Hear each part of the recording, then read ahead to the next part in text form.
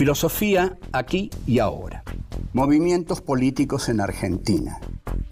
La ilusión en el progreso histórico era la bandera fundamental de la izquierda política. Sí, que se rompa, pero que no se doble. Querían pobres sometidos y tienen, en cambio, anarquistas combativos. Los hijos de la llamada chusma inmigratoria exigían ahora educarse, necesitan hacerse a sí mismos. La conciencia política de los militantes aparece en la praxis. Eva Perón es una construcción de Eva Perón.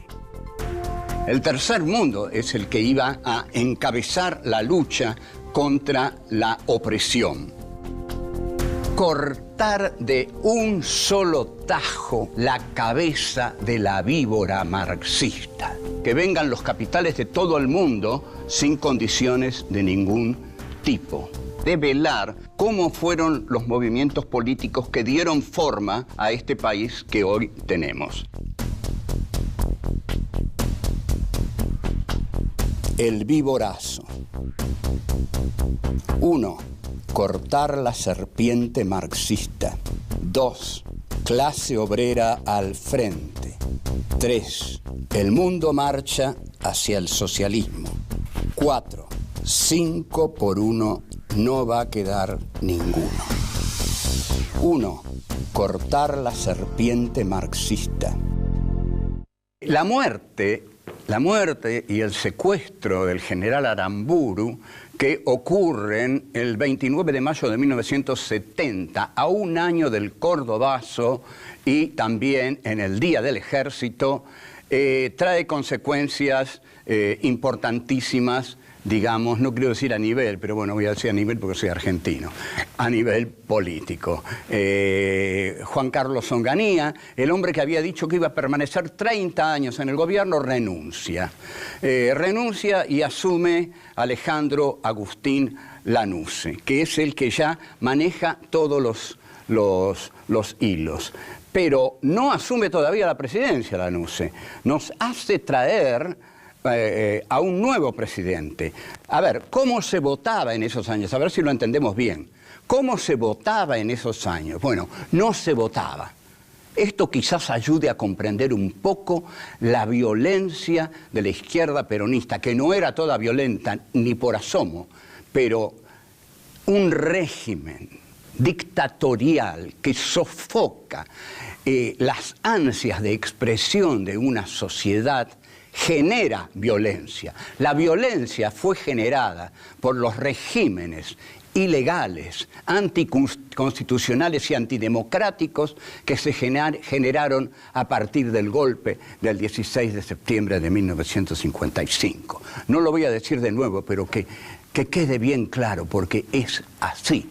Eso es lo que genera violencia. Lo que genera la violencia es el no dar cauce a la genuina expresividad democrática de las mayorías populares.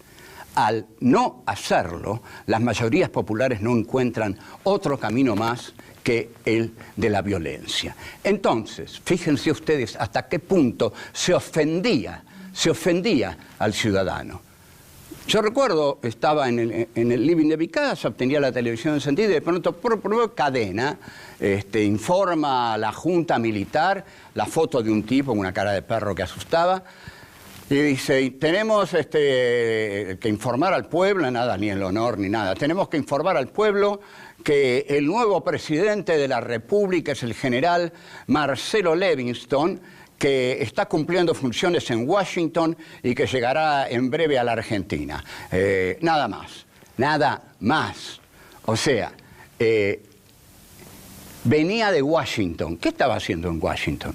Nuestro nuevo presidente ni lo conocíamos, ni había hecho carrera política. ¿Cuál era su único mérito para llegar a la presidencia? Que era un general. Menos mal que estos tiempos se terminaron y ojalá se terminen para siempre, porque esto era una indignidad para el pueblo argentino y una indignidad para las Fuerzas Armadas también. Ahora, Levingston también le sale medio mal a la Junta porque este hombre para ponerse a tono con los tiempos, inicia una política antimonopolista y nacionalista. Incluso nombra ministro de Economía a Aldo Ferrer, que comienza a ser una economía basada en su consigna vivir con lo nuestro, lo que implica una economía proteccionista. Desde el cordobazo empiezan a sucederse en Córdoba todo tipo de huelgas y Córdoba termina por ser una provincia desordenada, algo que vuelve locos a los dictadores militares. Entonces, Levingston, con gran agudeza y gran conocimiento de nuestra historia, decide mandar un interventor militar a Córdoba. Este interventor militar, su apellido es, atención, Uriburu. A la Córdoba ardiente, quemante, de las enfervorizadas huelgas obreras, manda Levingston a un general que se llama José Camilo Uriburu, igual que José Félix Uriburu, que dio el golpe de Estado contra Hipólito Yrigoyen el 6 de septiembre de 1930. José Camilo Uriburu llega a Córdoba el 1 de febrero de 1970. Ahí declara ante la prensa, de modo muy altanero, muy seguro, una frase que hizo época, hizo historia. He venido a Córdoba para cortar de un solo tajo la cabeza de la víbora marxista. ¡Wow! Imagínense a los obreros de Tosco, de Salamanca, a los obreros, a los mecánicos de la calle 27 de Abril de la ciudad de Córdoba, que eran muy combativos. Bueno, esto era un bofetazo y era una convocatoria a que la bronca de la clase obrera se explayara del único modo que podía explayarse, agrediendo severamente a don Camilo Uriburu. Ya está, volvemos. 2. Clase obrera al frente. Luego de esta frase de José Camilo Uriburu, los obreros de la combativa ciudad de Córdoba ocupan las fábricas, hay represión. José Camilo reprime, por supuesto, a eso había ido y eso había anunciado. ¿A qué reprime José Camilo? A la víbora marxista. Y bueno, en nombre de la víbora marxista muere un obrero, Adolfo Cepeda. Así que por lo menos José Camilo se va con un muerto de Córdoba. A raíz de esta declaración tan dura del general Uriburu, es el ala más combativa del sindicalismo la que va ganando posiciones con Agustín Tosco al frente. Se trata con toda claridad de echar a este cavernícola de la ciudad de Córdoba. Y hay barricadas, los obreros hacen barricadas que duran más de 20 horas. Para un general, una barricada obrera es una pesadilla.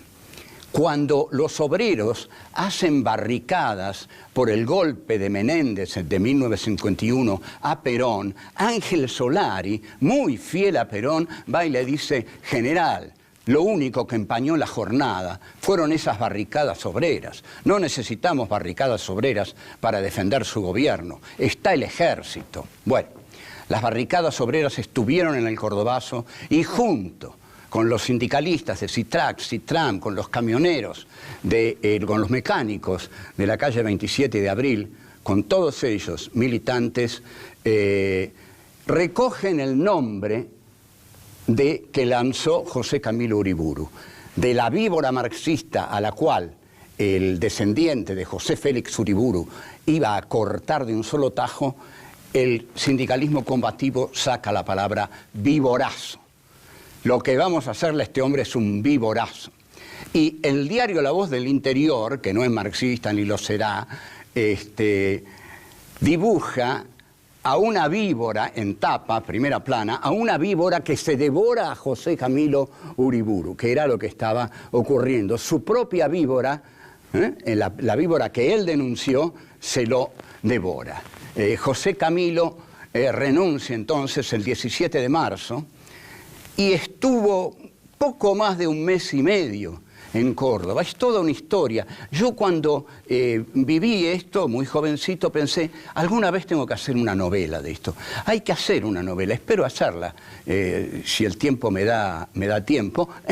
Y el viborazo fue un hecho esencialmente liderado por la clase obrera sindicalizada. Y había una ideología de cambio en el país, ideologías revolucionarias que impedían que un payaso de apellido Uriburu dijera una frase tan tradicionalmente conservadora, apestosamente conservadora, como voy a cortarle de un solo tajo la cabeza a la víbora marxista. No aguantó ni un mes y medio José Camilo Uriburu en la Córdoba revolucionaria de comienzos de 1970. Hay convicciones muy fuertes en estos obreros. Las convicciones de los obreros cordobeses son las que marcan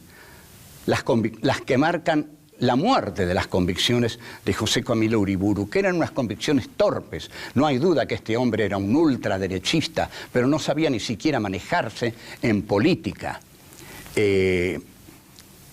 Entonces, tanto Levingston como José Camilo Uriburu querían hacer de la clase obrera una víbora marxista. Pero no pudieron. Sin embargo,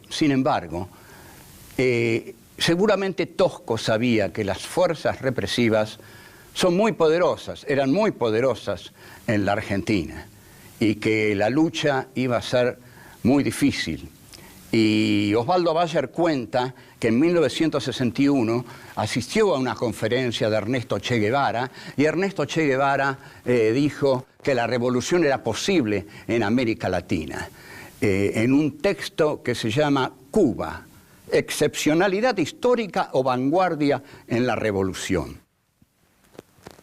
Para el Che está claro, vanguardia de la revolución latinoamericana. Cuba entonces empieza a exportar su revolución hacia territorios que están muy armados y ante un Estados Unidos que ya no va a permitir una nueva expresión marxista en América Latina, tal como lo demostró con don Salvador Allende.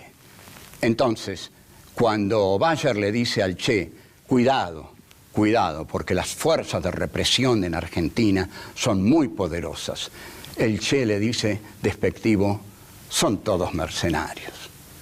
Bueno, sí, eran todos mercenarios, pero no existía la banalidad del mal, ese invento de Hannah Arendt. Estaban tremendamente ideologizados, llenos de odio. Donde veían un marxista, lo mataban. En Córdoba, luego de la derrota de la izquierda de Tosco, Salamanca, y luego que este comisario Navarro lo echan Obregón, Carmen Atilio López, toma el gobierno el brigadier Lacabane y da rienda suelta a la AAA, ya cuando Perón se muere. Y ahí se desata una masacre directamente. Masacre que en un texto que se llama Meditación del Elegido, Mariano Grondona justifica diciendo que el elegido para hacer esa tarea desagradable es José López Rega. Bravo, bravo, bravo. Terminamos aquí. 3. El mundo marcha hacia el socialismo. El contexto mundial en que se desarrollaban estos hechos de la Argentina era interpretado como muy favorable para cualquier cambio revolucionario. Es decir, Estados Unidos, el imperialismo básicamente, se hundía en Vietnam. Era derrotado en Vietnam por la guerrilla vietnamita. Lo que se olvidaba es que la guerrilla vietnamita era el pueblo vietnamita en armas. Y olvidaba también que la guerrilla vietnamita tenía a su frente al general Giap, a quien William Colby, un jefe de la CIA, considera el más extraordinario estratega militar del siglo XX. Francia había perdido la batalla de Argelia. ¿Por qué? la pierde cuando todo el pueblo argelino sale a la calle, formando parte o apoyando al Frente de Liberación Argelino, pero el Frente de Liberación Argelino tiene sus raíces hundidas en el pueblo argelino, algo que las organizaciones armadas que decían adherir al peronismo, para nada, en absoluto, terminan siendo foquistas. El foquismo lleva al aislamiento de las masas, lleva al núcleo foquista a la soberbia iluminista y a la soledad. Por otro lado, se pensaba que Fidel había hecho la revolución en Cuba. Sí, una revolución muy peculiar, sin quitarle valentía, mérito, todo lo que se quiera a Fidel, pero Estados Unidos estaba totalmente distraído, no los molestó para nada, lo primerearon, digamos. El otro hecho que incidía mucho en la fracción maoísta de la izquierda peronista era Mao, por supuesto, y los guardias rojos, y la revolución cultural, y el libro rojo de Mao. Todo eso hacía un conjunto que ilusionaba mucho a todos y les hacía decir: el mundo marcha hacia el socialismo, somos parte de la lucha del tercer mundo. Todo esto formaba también parte de la Guerra Fría. La Guerra Fría continuaba y la Unión Soviética asustaba a Estados Unidos con el aval que le daba a la llamada subversión en América Latina. Tampoco era demasiado el aval que le daba la Unión Soviética, porque eran los años de la coexistencia pacífica. Por algo se va Ernesto Guevara de Cuba, porque le dice a Castro: yo con la coexistencia pacífica no la voy. Una revolución no vive del cheque mensual de los soviéticos, así que me voy a hacer la revolución a Bolivia. Los norteamericanos tardan en advertir, recién lo advierten cuando se los dice un periodista, Herbert Matthews, que había viajado a Cuba y había hablado con el Che, que estos muchachos de Cuba eran muy comunistas en realidad, que no eran unos pintorescos barbudos. Y esto sí ya alarma mucho a Estados Unidos y se acaba la cosa en el Cono Sur. Tal es así que cuando Allende se instala en Chile, inmediatamente la ITT y la Pepsi Cola y el señor Agustín Edwards del diario El Mercurio, fíjense, viajan a entrevistarse con Nixon y Kissinger. Inmediatamente al diario El Mercurio le dan $2 millones para desestabilizar al gobierno de Allende. Y los militares norteamericanos dicen: otro Castro en América Latina, come on, dice, come on. O sea que eso también habría que haberlo mirado. La confianza en la voluntad revolucionaria del militante era tan enorme que se creía que su voluntad iba a poder con la realidad. Contrariamente a esto, la realidad pudo con la voluntad. Volvemos. 4. 5 por 1 no va a quedar ninguno. El temor del imperio norteamericano era el de la extensión del comunismo por todos los países latinos, por lo que ellos llaman el patio trasero. Y hay que tener mucho cuidado porque cuando hablamos del temor del imperialismo, ese temor suele ser sanguinario, ese temor es tan grande y esa paranoia está tan fomentada por los medios de difusión que el pueblo tiene miedo. Entonces el complejo militar industrial sale para decirle al pueblo: nosotros los vamos a salvar. Y entran en cualquier parte, como fundamentaron la revolución de Pinochet, que es una creación de la CIA. A su vez, Esteban Torrijos estaba en Panamá, Velasco Alvarado estaba en Perú, Torres en Bolivia y, como dije, Allende en Chile. A todos ellos no les fue bien, pero nadie se daba cuenta de que no les iba bien. En el número 10 de la revista Envido, por ejemplo, un artículo decía: el cerco contra la liberación nacional. Bueno, habría que haber pensado que si existía un cerco contra la liberación nacional, había que parar la mano, bajar un cambio con la liberación nacional. Porque si antes se justificaba la liberación nacional porque no existía ese cerco, porque existían infinidad de condiciones favorables para hacer la revolución, ahora que no existían, ahora que se había hecho un cerco alrededor de la revolución nacional, había que bajar un cambio. Parecía que no era tan claro que el mundo iba hacia el socialismo. Esa verdad empezaba a cuestionarse.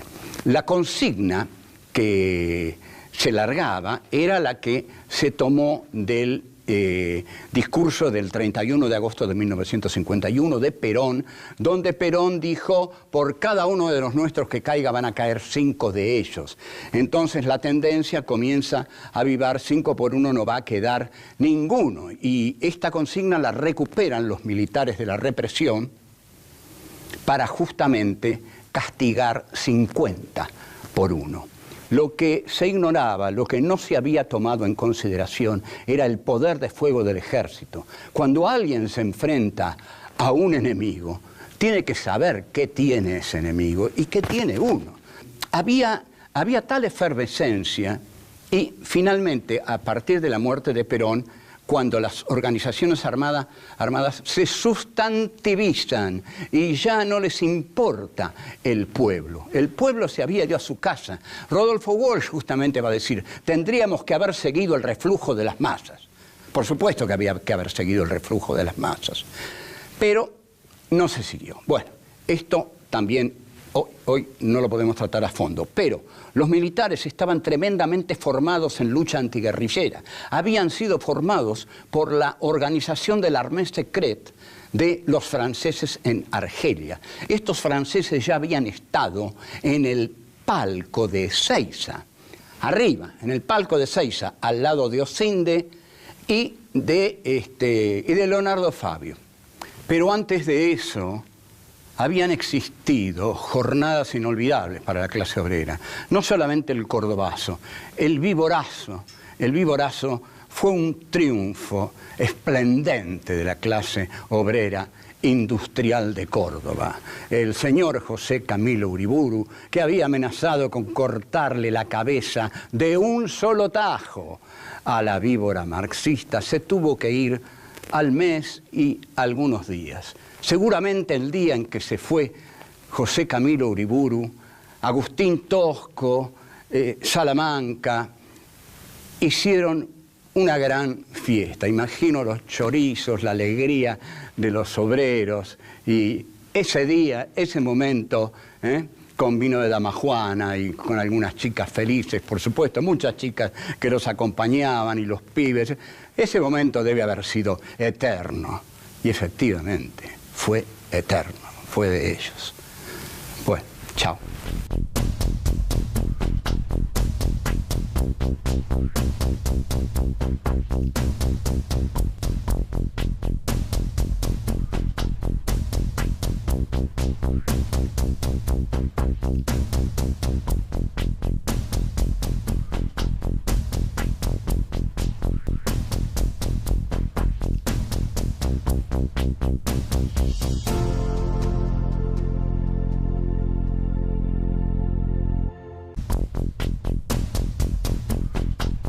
El viborazo.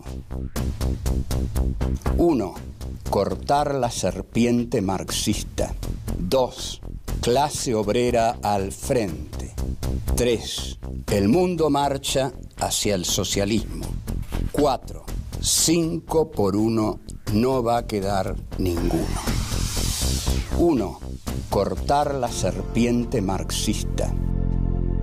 La muerte y el secuestro del general Aramburu, que ocurren el 29 de mayo de 1970, a un año del Cordobazo y también en el Día del Ejército, trae consecuencias importantísimas, digamos, no quiero decir a nivel, pero bueno, voy a decir a nivel porque soy argentino, a nivel político. Juan Carlos Onganía, el hombre que había dicho que iba a permanecer 30 años en el gobierno, renuncia. Renuncia y asume Alejandro Agustín Lanusse, que es el que ya maneja todos los hilos. Filosofía aquí y ahora. Movimientos políticos en Argentina. La ilusión en el progreso histórico era la bandera fundamental de la izquierda política. Sí, que se rompa, pero que no se doble. Querían pobres sometidos y tienen, en cambio, anarquistas combativos. Los hijos de la llamada chusma inmigratoria exigían ahora educarse, necesitan hacerse a sí mismos. La conciencia política de los militantes aparece en la praxis. Eva Perón es una construcción de Eva Perón. El tercer mundo es el que iba a encabezar la lucha contra la opresión. Cortar de un solo tajo la cabeza de la víbora marxista. Que vengan los capitales de todo el mundo sin condiciones de ningún tipo. Develar cómo fueron los movimientos políticos que dieron forma a este país que hoy tenemos. Pero no asume todavía la presidencia, Lanusse. Nos hace traer a un nuevo presidente. A ver, ¿cómo se votaba en esos años? A ver si lo entendemos bien. ¿Cómo se votaba en esos años? Bueno, no se votaba. Esto quizás ayude a comprender un poco la violencia de la izquierda peronista, que no era toda violenta ni por asomo, pero un régimen dictatorial que sofoca las ansias de expresión de una sociedad genera violencia.